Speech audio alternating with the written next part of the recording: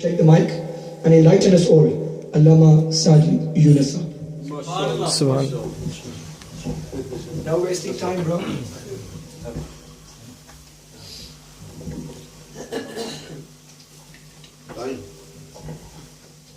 Please do share, please. Sallallahu alayka ya Rasulullah wa sallam alayka ya Habib Allah. Nahmaduhu wa nusalli wa nusallimu ala rasulihil kareem. Amma ba'd, fa'udhu billahi minash shaitanir rajeem. Bismillahir rahmanir rahim. يعرفونه كما يعرفون أبناءهم. صدق الله العظيم وصدق رسوله النبي الكريم. Respected hosts, ulama ikram, my dear brothers and sisters, assalamu alaikum wa rahmatullahi wa barakatuhu. We gathered here in the month of Rabiul Awwal Sharif, and it's the 29th night, maybe the 30th night maybe. I've lost my days now because we had so many gatherings. I didn't see a sign. But one of the accusations against the Milad Sharif is that why do you do it on one day? We don't do it on one day, we do it every day of the year. And that's why. And we do that practically through our own actions, and we do it through our own heart, and we do that through these gatherings as well.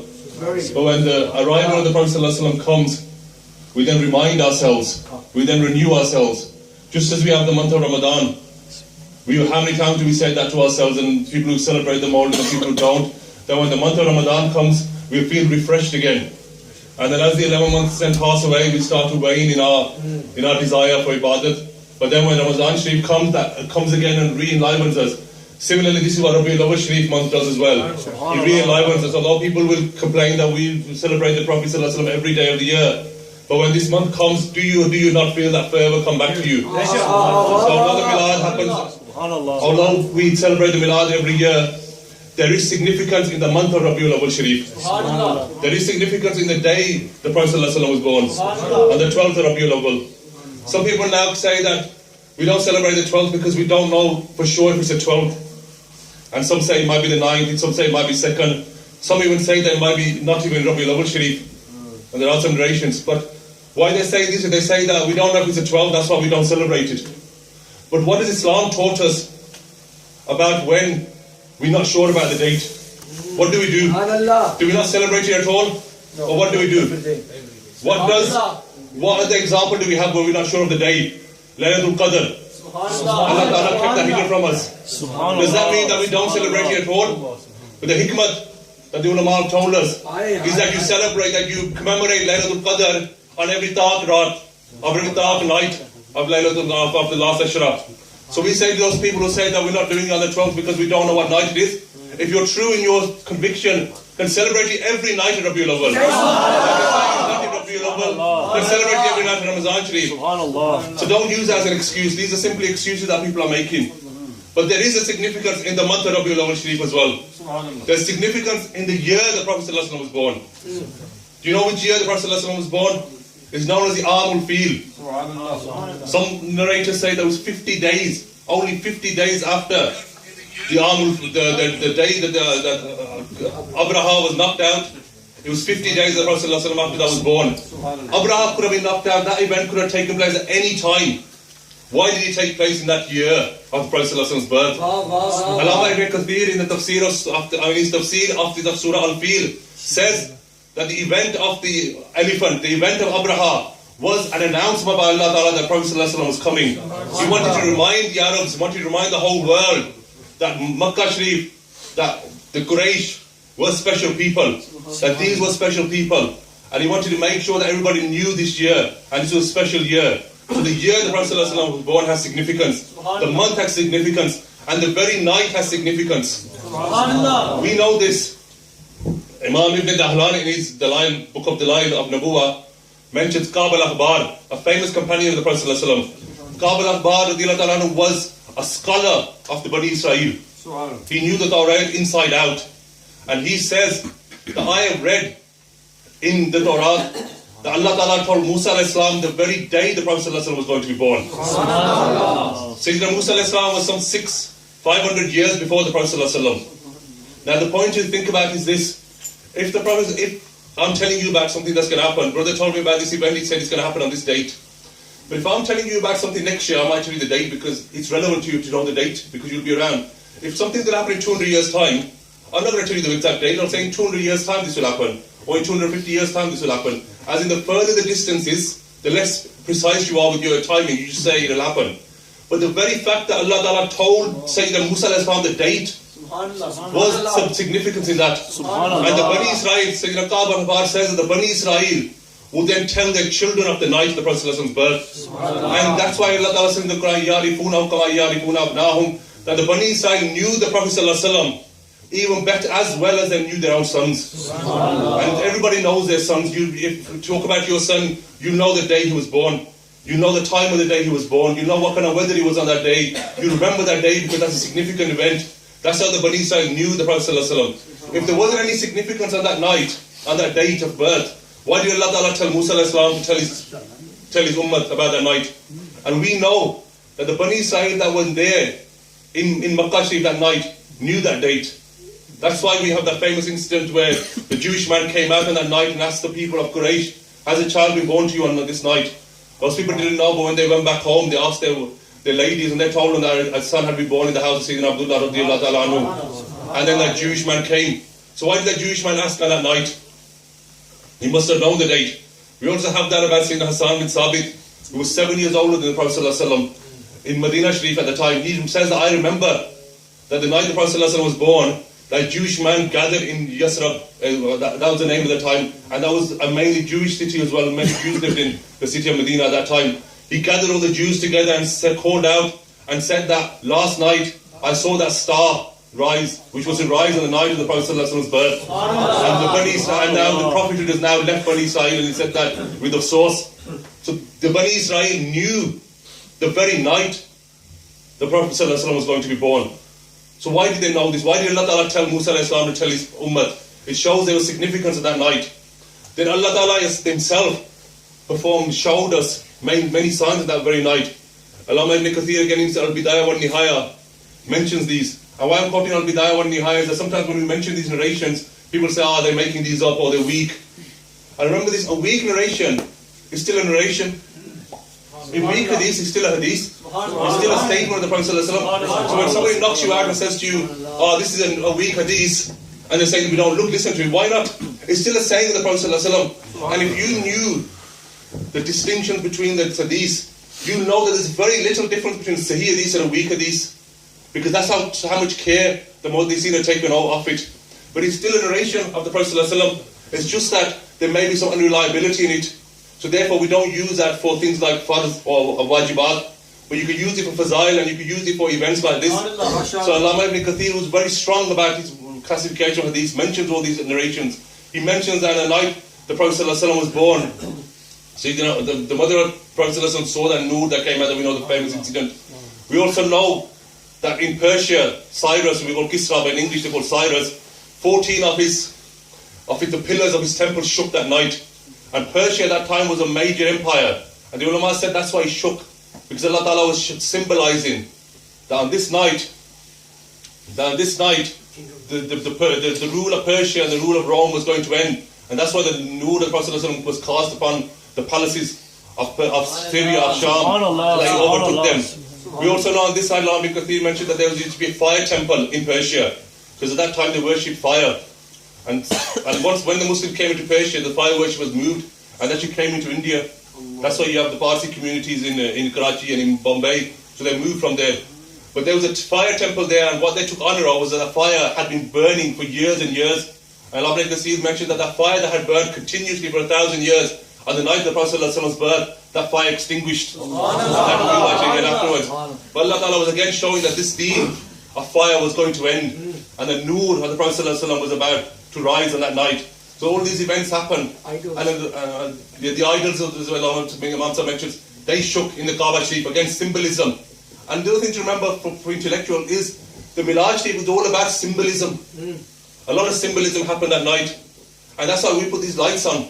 Because that's symbolism. It's showing that out of darkness, nur came and light came. Our houses and our streets and our cities were in darkness just as our lives were. But when the Prophet ﷺ came, He brought light into this. So, and then we have that narration, the famous narration, where one of the Sahabi of the Prophet ﷺ said that on that night, I saw the stars come so close to the ground that I felt they were going to hit me. So you could ask, what is Allah Ta'ala's lighting? It's the stars.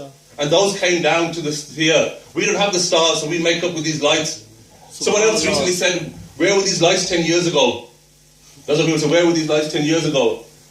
As if this is a proof that it's wrong. So I say to them, where were these mosques 30 years ago? Where were these mosques 40 years ago? Where were they? And then if you were cheeky, you'd say, where were you 10 years ago? But I remember in the old days, we never had no much to read Eid Namaz. We used to read Eid Namaz in Bingley Hall, where they used to do wrestling.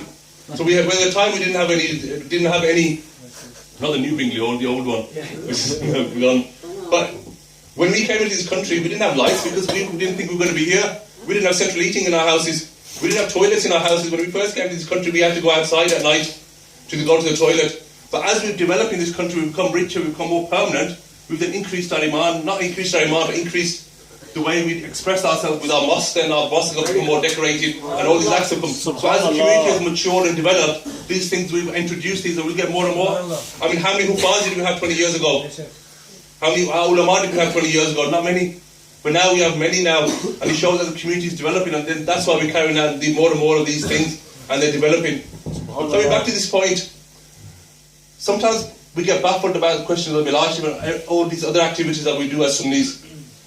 But to remember this, if you ask a stupid question, or you ask the wrong question, you will get the wrong answer. And what these people are doing now is they're asking us on purpose the wrong question. And people do mischief.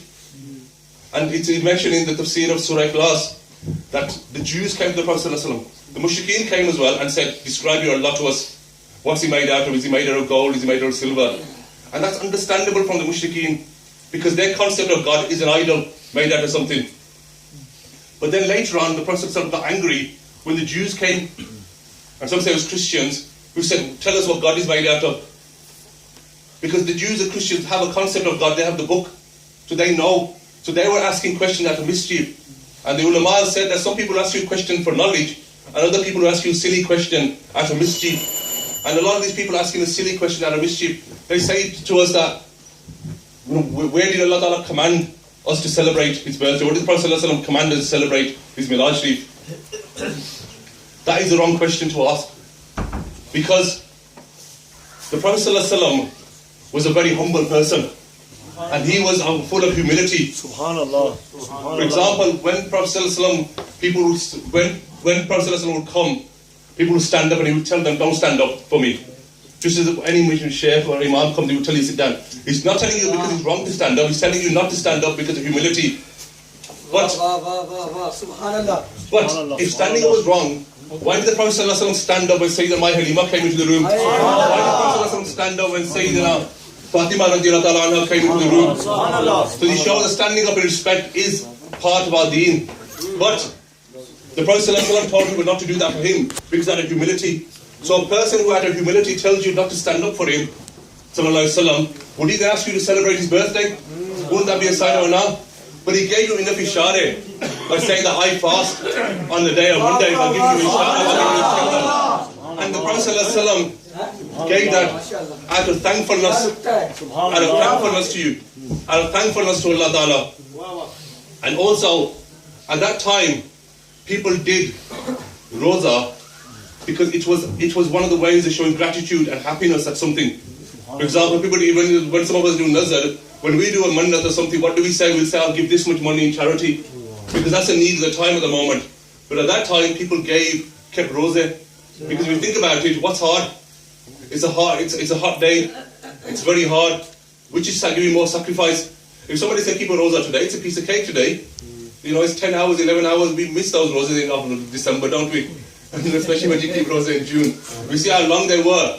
But things change over time. So Prophet ﷺ, of course he wasn't going to order us. What kind of person would he be? Because he came to break the rules of the previous emperors and rulers who forced people to celebrate his birthday. And also, if we were forced to celebrate his birthday, how would that be love? How would that be love? Subhanallah. How would you tell the difference between us and hypocrites? The other point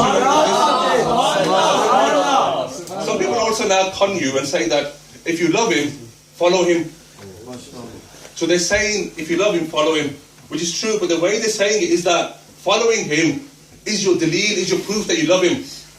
I say following him is not sufficient proof or condition of loving him. It's one of the, it's a condition of loving him, but it's not proof that you love him. Just because you follow somebody. Because I'll give you an example. When I came here, I drove here, and I followed the laws of the land, didn't I? I drove at 30 miles an hour. I followed the laws. I don't love the laws. I follow them. So if you, and also, if you do something, and we know something, if you do something out of habit, you don't get the benefit of it. We do zikr sometimes, and the first time you might have picked up a tasbih for the first month or 2 months, you felt fervor, you felt your heart changing. But then it becomes, you get used to it. You see people watching TV, for instance, the tasbih. You see people walking around doing the tasbih. Tasbih piri par din la piriya. So you get to that stage. Similarly, by doing deeds, you forget why you're doing them. And it doesn't mean that just because you're doing something, you're doing it for the right reasons. And then some people come about with excuses and say that, and you see all these theories, people come with theories, saying follow the sunnah because it's good for you, read namaz because it's good exercise for you. We don't read namaz because it's exercise for us, we read namaz because the Prophet ﷺ did it. What did he say that Umar Farooq radiallahu anhu teaches when he kissed the Hajar Aswad? He said, I know you are just a stone, but I'm kissing you because the Prophet ﷺ kissed you. That's a different level of love. So just because you're following somebody doesn't mean you love them. The other daleel to think about is this. When Sayyidina Umar Farooq radiallahu anhu said to the Prophet ﷺ, and you need to read the full of this, said to the Prophet ﷺ, I love you more than everything else except myself. So first he accepted himself. He said, I love myself. I love you more than everything except myself. And what did the Prophet ﷺ say? We know what he said. He said, you're not a true believer until I am more beloved to you than everything else. So then Umar Farooq then thought about it for a while. Then he came back and said, I love you more than my own self. The thing to think about this is, I was saying, Ishq and Muhabbat is not about action, it's about your kafiyat of your heart. Because Umar Farooq a few moments before said, I love you more, I love myself, and then I love you. And then a few moments later he said, I love you now more. What did he do in that time between? He didn't go and do more deeds to prove his love. He changed his heart. Your love is in your heart. And then it depends what expression that love brings out.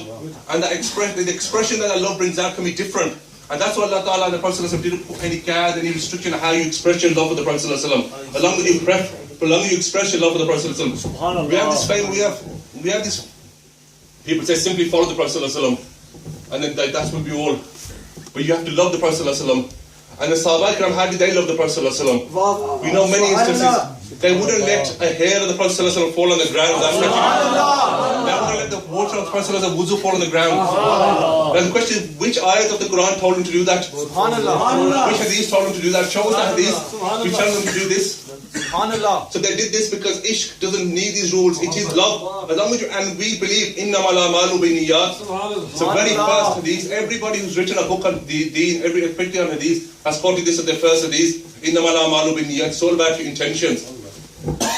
Alama ibn Kathir mentions this famous hadith that there was an Ansari Sahabi, a man from the Ansar, who used to visit the Prophet ﷺ, and one day he came to the Prophet ﷺ, and his colour had changed. His complexion had completely changed, and look, it was really ill. And the Prophet ﷺ said, what's wrong with you? And he said, I'm not ill or anything, I'm just really worried. Really, really worried. And the Prophet ﷺ said, why are you worried? He said that, I was thinking that nowadays, whenever we want to see you, whenever we have the thirst to see you, we come to you either in the morning or the evening. But what's going to happen in a few days' time or a few years' time when you pass away? What are we going to do then? The question to think about this, that Sahabi had the Sunnah, he had the Quran. What was he worried about? If all the Prophet ﷺ was to leave with the Sunnah and follow his actions, he had that, because he'd seen that. So what was he worried about? He loved the Prophet ﷺ himself. And this was his ishq and muhabbat. And the Prophet ﷺ didn't scold him. The Mufassirin say that it was because of this, and then many other instances of this happened, and we know this with many of the books of hadith. And then Allah Ta'ala then revealed a surah that in Jannah all the good people will be together. And then the Prophet ﷺ in Sahih Bukhari hadith mentioned that you will be with the one who you love in paradise. And Sayyidina Ibn Abbas says that when I heard this, there was no end to my happiness. And he then proclaimed, I love the Prophet ﷺ, just to confirm with his speak with his tongue, that you are with the one you will love, and you will be with the one you love in Jannah as well. And that's what many of the Sahaba Ikram did. You know that famous hadith of the Sahabi, we won't got time to mention all the names, when the Prophet ﷺ said, ask, son, ask me. And what did he ask? He didn't ask for Jannah. He asked, I want your companionship in paradise. I want your companionship in paradise. Surely paradise was enough for him, but this was the ishq of the Prophet ﷺ, that he wanted this. And also, who taught him this? Who told him about this? And I think actually one narration, one of the narrations, I can't remember which one, does actually say, the Prophet ﷺ said, who told you to ask me this? And he said, I thought about it myself. So he shows that the people of ishq, as long as it's within the rules and regulations of Islam, you can are permitted to do what you want in terms of, as long as it's ishq, and as long as it is with your good intentions, you do what you need to do. So you don't let anybody stop your understanding and expressing your love for the Prophet ﷺ. Always make sure your intentions are right. As long as your intentions are right, you will be rewarded for that. And sometimes I say now to brothers, because of all this controversy that's happening and people are getting more and more upset about it, we should do it even more. We should do it even more. You should put even more lights on. You should put even more lights on. You should carry out even more processions. Why? Because what did the Prophet ﷺ teach us? What do we do when we go for Hajj? When you do your first tawaf, do you not do Ramal? What's the history of Ramal? It is showing your power. The Prophet ﷺ wanted to show his power to the mushrikeen, to the enemies of Islam, that we're not scared and we are strong. And we are strong in our conviction. And we should do this even more here. Because show the enemies of the Prophet ﷺ, show them that we love the Prophet ﷺ. Why should we not express our love for the Prophet ﷺ? That's what he was there for. That's why he came here for us to love him. And just to end on a share of Al Hazrat in the famous Salam says, Farhat-e Jaan-e Momin be behad darud, Ghaz-e Qalb-e Dalalat be lakhun salam. Al Hazrat says, Farhat-e Jaan-e Momin, that the Prophet ﷺ is the farat, the joy, the happiness, not of the moment, but Jaan-e Momin. Of the moment, Jaan. Some things like water is good on your tongue. Some things like food are good for your stomach. Some things like perfume are good for your nose. But that's about it. But the Prophet ﷺ is beloved to our whole Jaan. He brings joy to our essence and our being. Jaan aakha ke Jaan-e Jahan aakha. He's the whole Jaan for us. The Prophet ﷺ is beloved to our whole Jaan.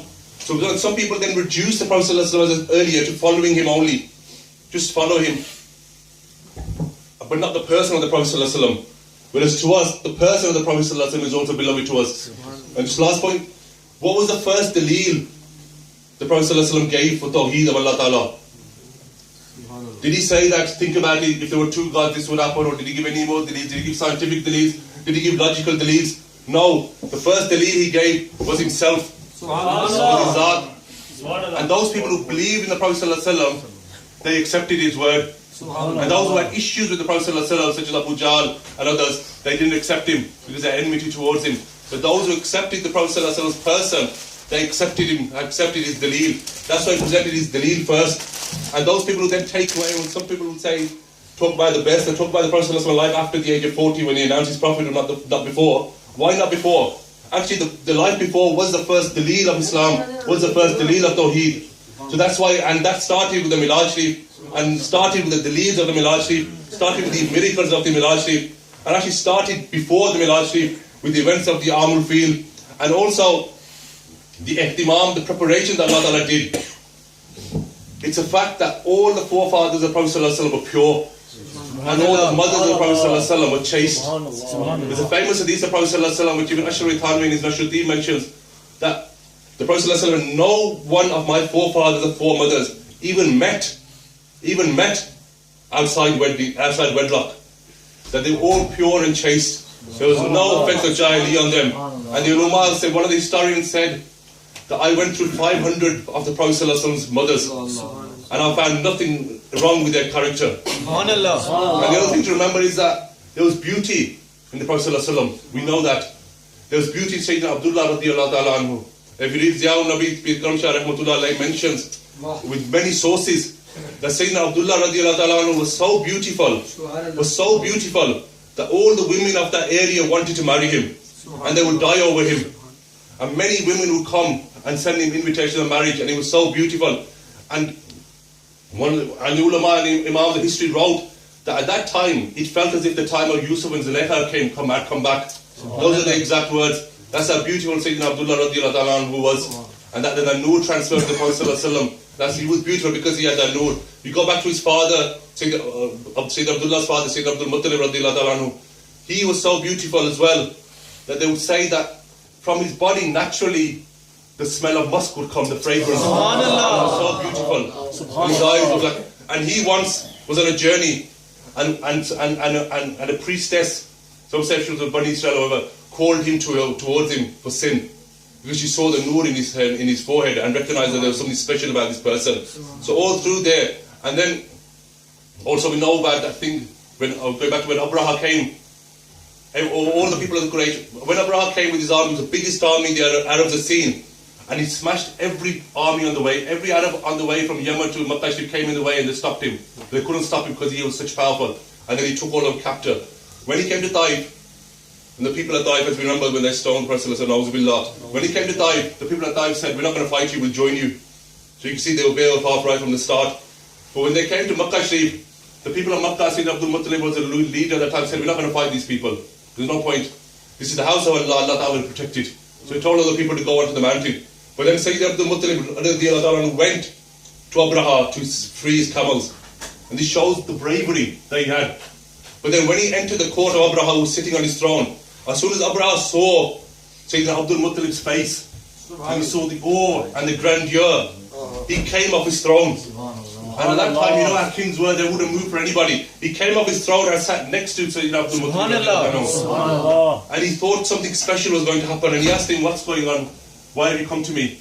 Because he thought, this is such a great personality, just the body, the awe, the grandeur. And then Sayyidina Abdul Muttalib said, I haven't come to talk to you about the Kaaba. I just want my camels back, because they're my camels. And Abraha said that by looking at you, I thought you were going to talk about something much special, the grandeur, but you're only asking me for your camels. This showed that he had the robe, the awe upon him. And this was then transferred into the person. So all these preparations that Allah Ta'ala made, why did Allah Ta'ala keep the lineage and the ancestry of the Prophet ﷺ pure? So that nobody could raise a finger to him. So wasn't this the Milad Sharif all the way from the start of time? That Allah Ta'ala protected the lineage, protected the nur of the Prophet ﷺ all the way through there. Don't just think that the 12th of Rabiul Awwal just happened. Great preparations happened for this night. So Allah Ta'ala and took the Misaq of Anbiya when Allah Ta'ala gathered all the Anbiya, telling him a prophet's going to come and then support him. So all through the time from day one of creation till the 12th of Rabiul Awwal, Allah Ta'ala been preparing this, telling the previous nations about him. So Allah Ta'ala told the Bani Israel about Prophet ﷺ before he came. Why can't we talk about the Prophet ﷺ arrival after he came? So it just defies logic sometimes.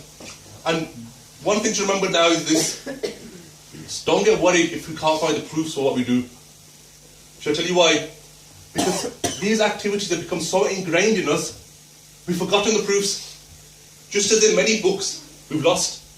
You look through old books, you say that they say this happened, it's mentioned in this book, and you can't find that book because it's become lost. Nobody reprinted it, or battles up when they got burned, libraries got burned. We know that, so things get lost. It's a bit like when you drive a car.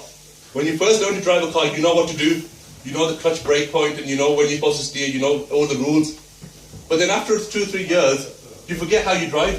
And if somebody explains to you how do you drive, you find it hard to explain to them again because it becomes so ingrained. Or if you do like martial arts, not everybody is good at something. For example, that's why the top class footballers or cricketers, they don't make good managers because they can't explain it to other people because it's so ingrained in them how they do it, it's so natural to them.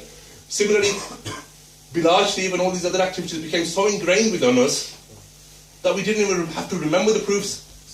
So when you read the Quran, you don't remember all the rules of Tajweed because you've remembered them all, and it's become natural to you. And not everybody who's a brilliant Qari could tell you the rules of Tajweed again, because they don't practice them anymore. They practice practically, but they don't remember the theory. Similarly, a lot of our practices, we've got because they're so ingrained, because we never thought somebody would stand up and say, "Why do you do Bilal Sharif?" So that's why nobody wrote a book on it for years, because we didn't think anybody would stand up. But now that people are standing up and then we're writing books, and that's why they're coming out again. So don't worry about it. We don't have the evidence as yet. We'll then rediscover them. Ulama Ikram here, we'll rediscover them and then tell you them about them. So don't worry about the. Just ask yourself, Are these the qaid of the Ahl Sunnah? Are these amal of the Ahl Sunnah? Were they carried out by the Aimma Ikram? If they were, then that's enough for you. And then we worry about the proofs afterwards. MashaAllah, MashaAllah. Beautiful.